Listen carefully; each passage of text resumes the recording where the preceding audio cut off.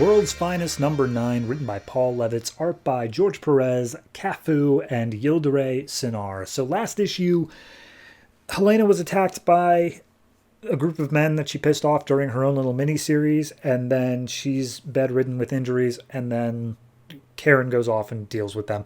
And I guess she does a good job, because they literally do not show back up in this issue.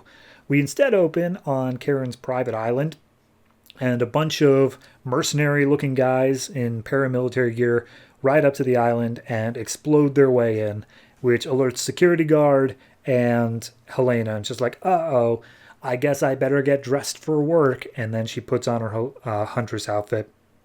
Mind you, her arm is in a cast here, which I'm bringing up specifically because within the next few panels, that'll just vary wildly. So turns out the guys are here and they're basically looking for codes to access the computers, and they're just trying to steal like hard drives and stuff like that. But at that point, Helena's like, okay, well, my friend cared for me. This is her stuff. I better help her defend it. So Helena throws a brick at one guy's head, knocks him out, and just like, guys, there's something here.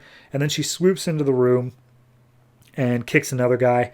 At that point, the other guys start firing off their guns, which just blast her across the tree line pretty much.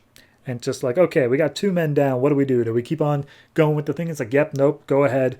We gotta get out of here with the technology. That's our important task. So they fire into the tree line, hoping to hit Helena, and then all of a sudden they get a ping that someone's coming down the corridor. And it turns out that it's Power Girl's like personal assistant, and she's got a gun trained on, and just like, leave now. And just like, psh, or what? What are you going to do? Consider us the repo men. We're just here taking what we need, and we won't hurt anybody as long as you stay out of the way. And then she just shoots one of them in the head, which they're not dead, but she meant to kill them. And she's like, I said leave. And then all of a sudden, they charge up their crazy high-powered laser weapons, and Helena has to grab the assistant out of the way and just be like, okay, maybe leave the superheroing to me and your boss. Speaking of which, where is she? And she's like, oh, she's not answering her page. And it's like, all right, well, she was probably off doing the thing, dealing with the people that I dealt with in my mini series. Anyway, I'll take care of this. So she picks up the gun that the woman had, and she's ready to go into a fight. Then we just stop, and we go to 44 months ago in Metropolis, and we see Karen really doesn't like being in Metropolis because she thinks that Superman, is around, and all it would take is for him to use X-ray vision on her once, and he'd realize, wait a minute, that's Kryptonian biology. What are you doing here? And she really doesn't want that extra attention, so she doesn't like it here. However, she's here on a favor of Helena because Helena is getting a new Huntress suit made, and she needs Supergirl's like microscopic vision. I say Supergirl, Power Girl, you know what I mean. In order to check that the suit is like properly able to protect her. And so Karen agrees because, they're friends. So they make their way into this secret little, it's Edna mode, but like less. And it's just kind of an armory of a bunch of different weapons and suits being made. And she lays out the suit for Helena, and Helena's like, okay, yeah, it looks good. But I'm going to have my friend check over it. And Karen looks over it and it's like, yep, perfectly good. We'll go ahead and ship it.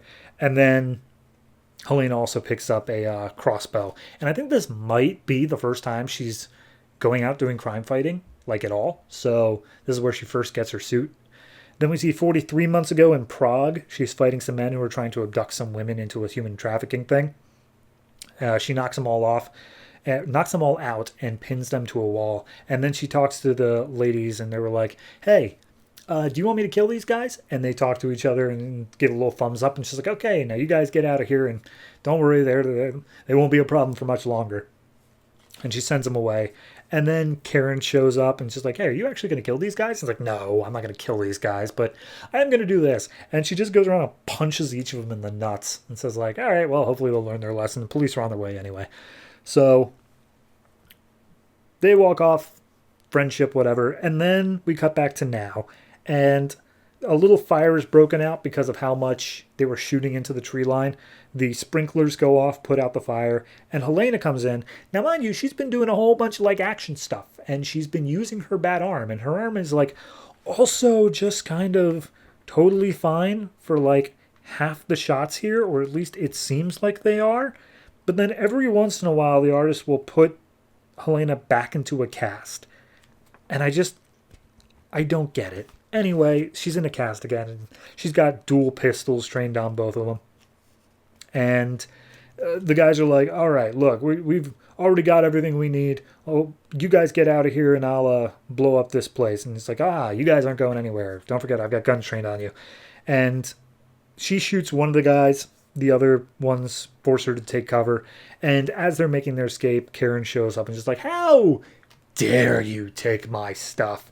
And she swoops down, and the one guy's like, whoever you are, we got big guns. And she fires the gun at Power Girl, and apparently it's the same stuff that Haku had from the first arc. It's made up of that same energy, and they even reference Haku by name at one point here.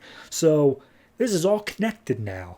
And then as he's blasting Power Girl, he lets his guard down. Helena comes in, knocks the gun off him.